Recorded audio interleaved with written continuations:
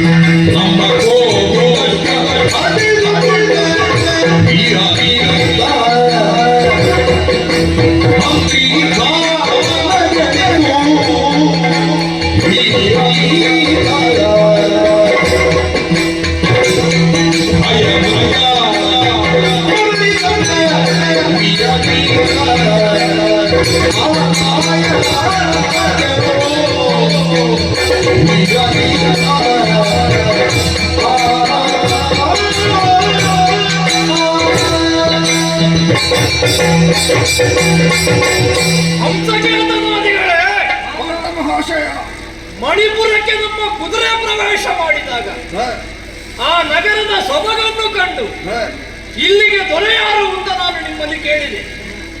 ಆಗ ಹೇಳಿದ್ರಲ್ಲ, ನರನ ಕೇಳಿ ರಾಜ್ಯದ ಅರಸು ಶೇಷನ ಮೊಮ್ಮಗ ಬಬ್ರುವಾಹನ ಪರಮ ಧಾರ್ಮಿಕ, ಸಂಗರದೊಳು ಅತಿ ಖ್ಯಾತನಾಗಿದ್ದಾನೆ ಎಂಬ ಹಾಗೆ ಈ ನಾಡಿನ ರಾಯನ ಬಗ್ಗೆ ನೀವು ವಿಧ ವಿಧವಾಗಿ ವರ್ಣಿಸಿದೆ. ನಾನು ಕೂಡ ಸಂಗರದಲ್ಲಿ ಬಲಾಢ್ಯನಿರಬೇಕು, ಇವರನ್ನು ಎದುರಿಸುವುದಕ್ಕೆ ಸಿದ್ಧತೆಯನ್ನು ಮಾಡುತ್ತಿರುವಂತಹ ಕಾಲದಲ್ಲಿ ಎಂತದಿದು ಪ್ರಕರಣವೇ ಬದಲಾಗುವ ಸ್ಥಿತಿ. ಯಾವನೋ ಒಬ್ಬ ಬಾಲಕ ನನ್ನ ಬಳಿಗೆ ಬಂದ ಕಪ್ಪಗಾಣಿಕೆಯನ್ನು ಮುತ್ತು ರತ್ನಗಳನ್ನು ರಾಶಿ ರಾಶಿಯಾಗಿ ಹಾಕಿ ಶರಣಾಗಿದ್ದೇನೆ ಅಂತ ಹೇಳ್ತಾ ಇದ್ದಾನೆ. ಇವರನ್ನು ಕಂಡಾಗ ಇವ ಯಾವ ರಾಯನಾತ್ಮಜ ಅಂತ ನನಗೆ ಗೊತ್ತಾಗುವುದಿಲ್ಲ. ಒಬ್ಬ ವೀರನೇ ಹೌದು ಅಂತಾದ್ರೆ ಕಪ್ಪಗಾಣಿಕೆಯನ್ನು ಕೊಡುವುದು ಯಾಕೆ, ಅಥವಾ ವೀರ ಅಲ್ಲ ಅಂತಾದ್ರೆ ಕೊಡಬಹುದಿತ್ತು. ಈಗ ಕುದುರೆಯನ್ನು ಕಟ್ಟಿದ ಮೇಲೆ ಕಪ್ಪಗಾಣಿಕೆಯನ್ನು ಕೊಡ್ತಾರೆ ಅಂತಾದ್ರೆ ಇವ ಮಾಡಿದ ಕೃತಿಗೂ ಈಗಾಗುವಂತ ಈ ವಿದ್ಯಮಾನಕ್ಕೂ ಒಂದಕ್ಕೊಂದು ಸಂಬಂಧ ಇಲ್ಲ. ಯಾವ ರಾಯನಾತ್ಮಜ ಇವ, ಎಂತದಿದು? ಗೊತ್ತಾಯ್ತು, ನನ್ನಷ್ಟು ವಯಸ್ಸಾಗದಿದ್ರು ವಯಸ್ಸು ಎಲ್ಲರಿಗಿಂತ ಹೆಚ್ಚಾಯ್ತು. ಈ ಒಟ್ಟು ನಿನ್ನೆಯವರು ಅಂದ್ರೆ ಸಣ್ಣ ಬಾಲಕನ. ಹೌದು, ಆದ್ರೆ ತಪ್ಪು ನಾವೇ ಮಾಡಿದ್ದೇವೆ. ಗೊತ್ತಾಗಲಿಲ್ಲ. ಈಗ ಅವರ ಪರಿಚಯ ನಾವು ಕೇಳಿದ್ದಲ್ವ? ಹೌದು. ಈಗ ನಮ್ಮ ಪರಿಚಯ ಹೇಳ್ಬೇಕಾದ್ರೆ ಹೇಳಿದ್ರಲ್ಲ ಗೊತ್ತಾಗುದಿಲ್ಲ. ಗೊತ್ತಾಗುದಿಲ್ಲ. ನೀನು ಮಾತಿತ್ತು ಹಿಂದಿನದೆಲ್ಲ ನಾನೇ ಹೇಳ್ಬೇಕು.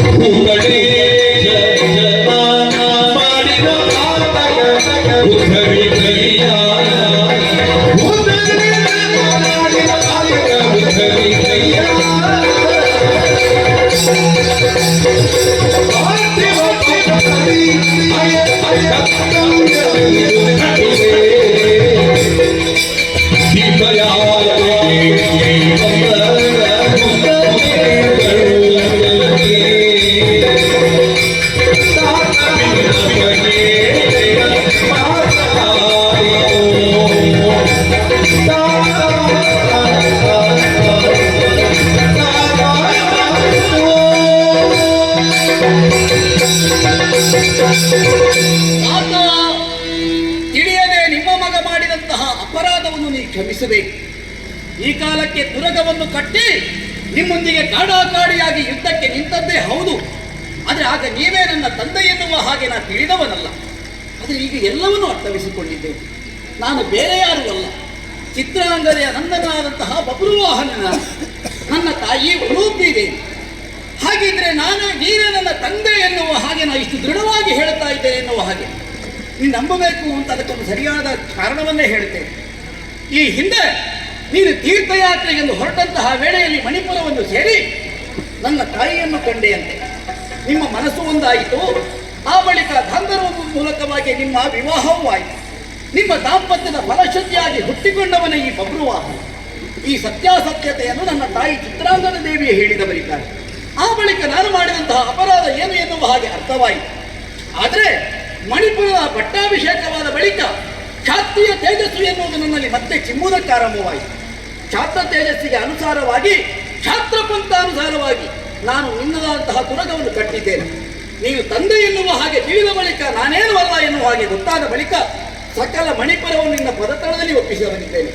ಹಾಗಾಗಿ ನಾನು ಮಾಡಿದಂತಹ ಅಪರಾಧವನ್ನು ಕ್ಷಮಿಸಿ ಸರ್ವ ಮಣಿಪುರವನ್ನು ಸ್ವೀಕರಿಸಬೇಕು ತಂದೆ, ಸ್ವೀಕರಿಸಬೇಕು.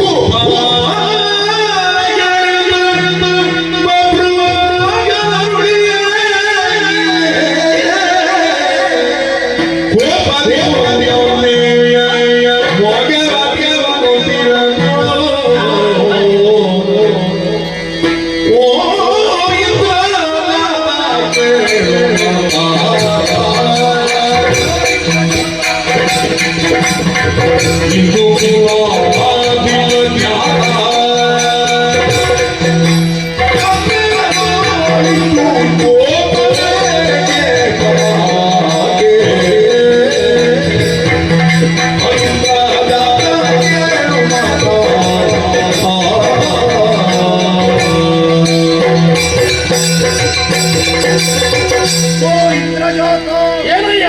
ನನ್ನ ಮಾತನ್ನು ಪ್ರೀತಿಯಿಂದ ಕೇಳಬೇಕು. ಹೇಳು. ಇಂದು ಕುಲದಲ್ಲಿ ವಿಖ್ಯಾತಿಯನ್ನು ಪಡೆದವ ನೀನು ಕೈಯುವಂತಹ ಕಾರ್ಯ ನ್ಯಾಯಸಮ್ಮತವೇ ಆಗಿರ್ತದೆ. ಆದ್ರೆ ಈ ಸಂದರ್ಭ ನಮ್ಮ ತುರಗವನ್ನು ಬಂಧಿಸಿದವ ಈತ ನಿನ್ನ ಮಗನೆಂದು ತಿಳಿದು ತಪ್ಪನ್ನು ಒಪ್ಪಿ ಕಪ್ಪವನ್ನಪ್ಪಿಸಿದ್ದಾನೆ.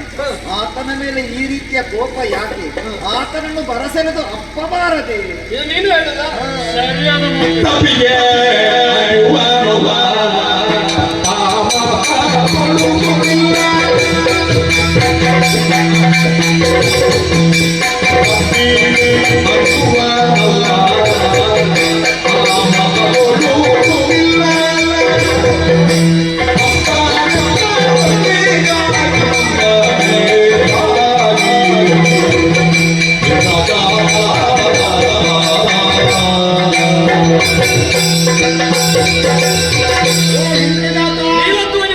ಇವನು ಹೇಳಿದಲ್ಲಿ ಖಂಡಿತವಾಗಿ ನ್ಯಾಯವಿದೆ. ಸರಿಯಾ? ನಿನ್ನ ಮಗನೇವನಾಗಿದ್ದಾನೆ. ಹೇಗದು? ಯಾಕಂದ್ರೆ ಇವನು ನಿನ್ನನ್ನು ನೋಡುವಾಗ ಇವನನ್ನು ನೋಡುವಾಗ ಇವನು ನಿನ್ನ ಮಗನೆಂಬುದಾಗಿ ಇವತ್ತು ನಮಗೆ ತೋರ್ತಾ ಇದೆ. ಒಂದೇ ರೀತಿ ಕಾಣ್ತದ? ಆದುದರಿಂದ ಅವನು ಹೇಳಿದಂತಹ ಮಾತಿಗೆ ನೀನು ಒಪ್ಪಿಗೆಯನ್ನು ಕೊಡೆಯ ಕೊಡು. ಶರಣ ಎಲ್ಲರೂ ಹೇಳುವುದು ಇವ ನನ್ನ ಮಗ ಅಂತ. ಈ ಹೇಗನಯ್ಯ?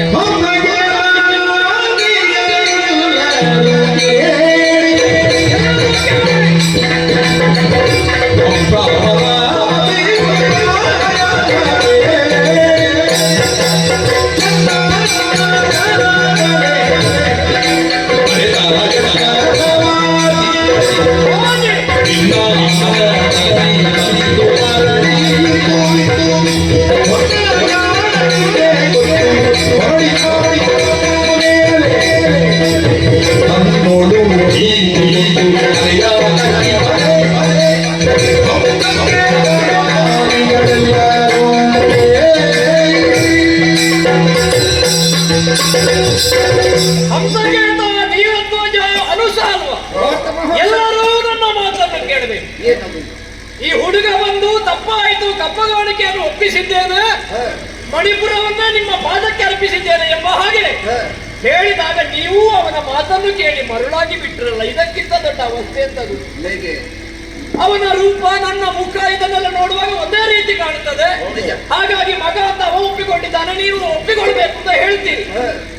ಇದು ಯಾವ ಕಾಲಕ್ಕಾದ್ರೂ ಒಪ್ಪುವಂತಹ ವಿಷಯವೇ ಹೇಳು. ಸಿಂಹದ ಹೊಟ್ಟೆಯಲ್ಲಿ ಸಿಂಹವೇ ಹುಟ್ಟಬೇಕು, ಹೌದಾ?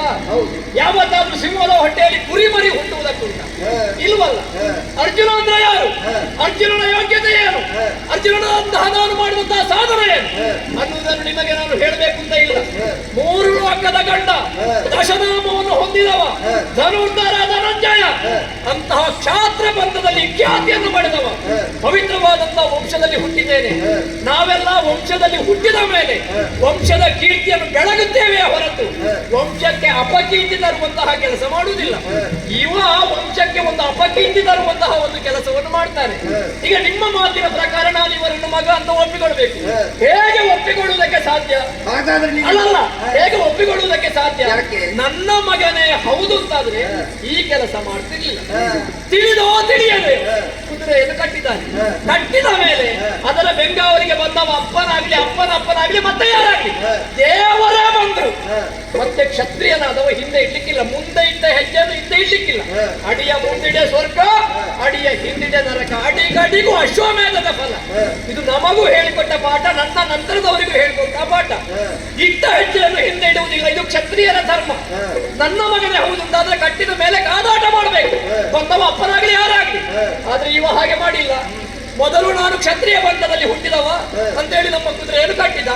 ಯಾರೋ ಇವ ನಮ್ಮ ಹೇಳಿದ್ರಂತೆ, ಅದಕ್ಕೆ ಬೇಕಾಗಿ ತಪ್ಪಾಯ್ತು ಅಂತ ಹೇಳಿ ಈಗ ತಪ್ಪಗಾಣಿಕೆಯನ್ನು ಒಪ್ಪಿಸಿ ಒಂದವ ತಲೆ ಆಡಿಗೆ ಕೂತ ಚಂದ ನೋಡಿ.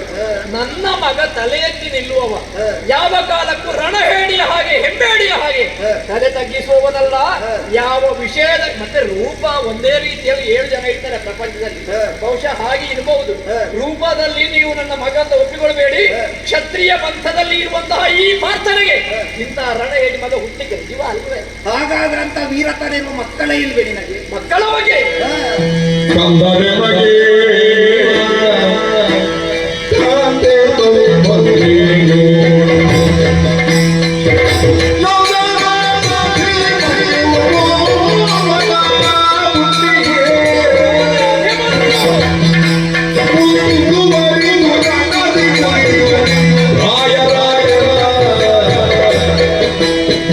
ಸ್ವಂತನು ಸುರಪುರಗೆ ಇಂದು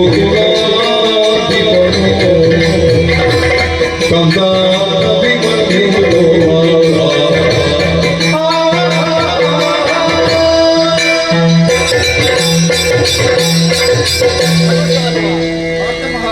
ಎಂತಹ ಮಾರ್ಮಿಕವಾದ ಪ್ರಶ್ನೆ ನಿನ್ನದು. ಹಾಗಿದ್ರೆ ನಿನಗೆ ಮಕ್ಕಳೇ ಇಲ್ವೇ? ಕಂದರೆನಗೆ ಇಲ್ಲ, ಈಗ ಇಲ್ಲ. ಮೊದಲೊಬ್ಬ ನನ್ನ ಮಡದಿಯಾದಂತಹ ಸುಭದ್ರಾ ದೇವಿ ಹಾಗೂ ನಮ್ಮ ಶುಕ್ಲ ಶೋಣಿತದ ಫಲವಾಗಿ, ನಮ್ಮ ದಾಂಪತ್ಯ ಜೀವನದ ಫಲವಾಗಿ ಹುಟ್ಟಿಕೊಂಡವ ಒಬ್ಬನೇ ಒಬ್ಬ ಮಗ, ಅವನೇ ಅಭಿಮನ್ಯು. ಪ್ರಖರವಾದ ಪ್ರಭೆಯಿಂದ ಪ್ರಜ್ವಲಿಸುವಂತಹ ಹೋಮಾಗ್ನಿಗೆ ಅಭಿಮನ್ಯು ಅನ್ನುವಂತ ಹೆಸರನ್ನು ಇಟ್ಟವರು ನಾವೇ.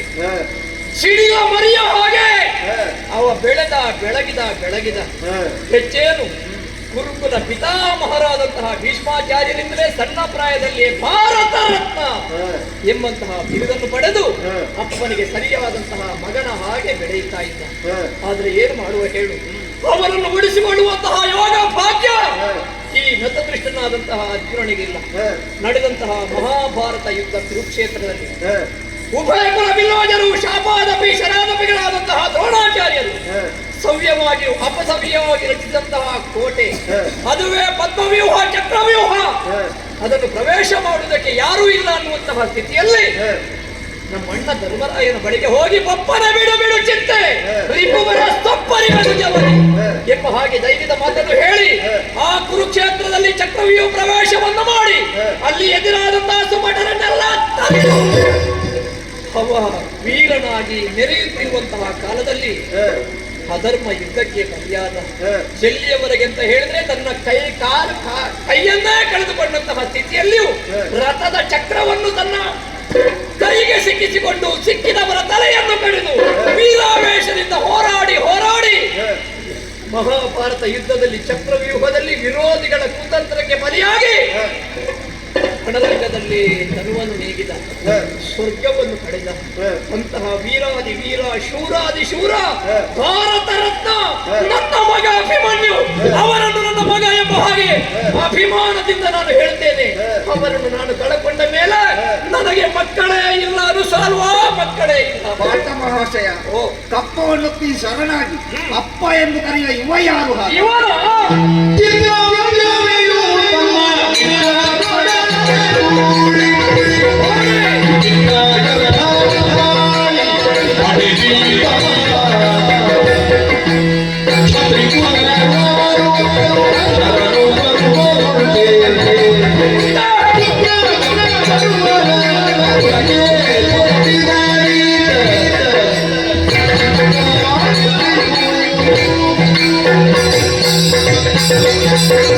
ಇವ ಯಾರ ಮಗ ಅನ್ನುವ ಪ್ರಶ್ನೆ. ಇವನಮ್ಮ ಯಾರು? ಚಿತ್ರಾಂಗದೆ. ಈ ಚಿತ್ರ ಅನ್ನುವ ಶಬ್ದ ಬರುವುದು ಯಾರಲ್ಲಿ ಗೊತ್ತಾ? ಗಂಧರ್ವರಿಗೆ ಮಾತ್ರ. ಚಿತ್ರಕೇತ, ಚಿತ್ರಾಂಗದ, ಹೀಗೆ ಗಂಧರ್ವರಿಗೆ ಬರುವಂತಹ ಹೆಸರು. ಇವಳ ಅಮ್ಮ, ಅವಳಿಗೆ ಬಹುಶಃ ನನ್ನ ವಿಷಯ ಗೊತ್ತಿರಬೇಕು. ಅರ್ಜುನ್ ಅಂತ ಹೇಳಿದ್ರೆ ಬಹಳ ಹೆಸರು ಪಡೆದವ, ಪ್ರಸಿದ್ಧ. ಹೌದು. 3 ಲೋಕದ ಗಂಡ ದಶರಾಮವನ್ನು ಹೊಂದಿದ್ದಾನೆ. ಹಾ. ಕೆಲವರ ಕ್ರಮ ಉಂಟು, ದೊಡ್ಡವರ ಹೆಸರು ಹೇಳಿ ಬದುಕಿಸಿರುವುದು. ಹ, 3 ಲೋಕದ ಗಂಡ ಅಲ್ವಾ, ಹಾಗಾಗಿ ನನಗೂ ಒಂದು ಗಂಡ ಆದ್ರೆ ಆಗ್ಬಹುದು. ಹ, ಅವರ ಹೆಂಡತಿಯಿಂದ ಹೇಳಿಕೊಂಡ್ರೆ ನಮಗೂ ಕೂಡ ಒಂದು ಒಳ್ಳೆ ಕೀರ್ತಿ ಬರ್ತದೆ, ಹೆಸರು ಬರ್ತದೆ ಹ. ಅನ್ನುವ ಕಾರಣಕ್ಕಾಗಿ ಮಾಡಿದ ಕೆಲಸ. ಹ. ಮತ್ತೆ ಹೇಳಿದ್ರಲ್ಲ, ಹ. ಇದು ಈ ವೈಶ್ಯರ ಕೆಲಸ ಅಂತ ಗೊತ್ತುಂಟ, ವ್ಯಾಪಾರ. ಇವನದ್ದು ಒಂದು ರೀತಿಯ ವ್ಯಾಪಾರವೇ. ಹ. ಅಮ್ಮ ಹೇಳಿದ ಮಾತನ್ನು ಕೇಳಿ ಇವನಿಗೆ ಒಂದು ಅರ್ಜುನ ಅಪ್ಪಾಗಿ ಸಿಕ್ಕಿದ್ರೆ ಹ. ನನ್ನ ಹೆಸರು ಕೂಡ ಎಲ್ಲ ಪ್ರಪಂಚದಲ್ಲಿ ಹರಡ್ತದೆ ಅಂತ ಭಾವಿಸಿ ಹ. ಒಂದು ವ್ಯಾಪಾರಕ್ಕಾಗಿ ಬಂದವ ನೀನು. ಹ. ಇವನ ಅಮ್ಮ ಇದ್ದಾಳಲ್ಲ, ಹ. ಅವನ ಒಬ್ಬ ವೈಶ್ಯ, ಹ. ಅವನನ್ನು ಸೇರಿ, ಅಲ್ಲದಿದ್ರೆ ಒಬ್ಬ ಗಂಧರ್ವ, ಹ. ಅವನನ್ನು ಪಡೆದು ಅವನನ್ನು ಸೇರಿ ಹ. ವಿಚಿತ್ರ ಗರ್ಭವನ್ನು ಮಾಡಿದಂತಹ ಪಿಂಡ, ಹ. ಆಧಾರಕ್ಕೆ ಹುಟ್ಟಿದಂತಹ ಇವನ ಕಪ್ಪಕ್ಕೆ ಜಾತ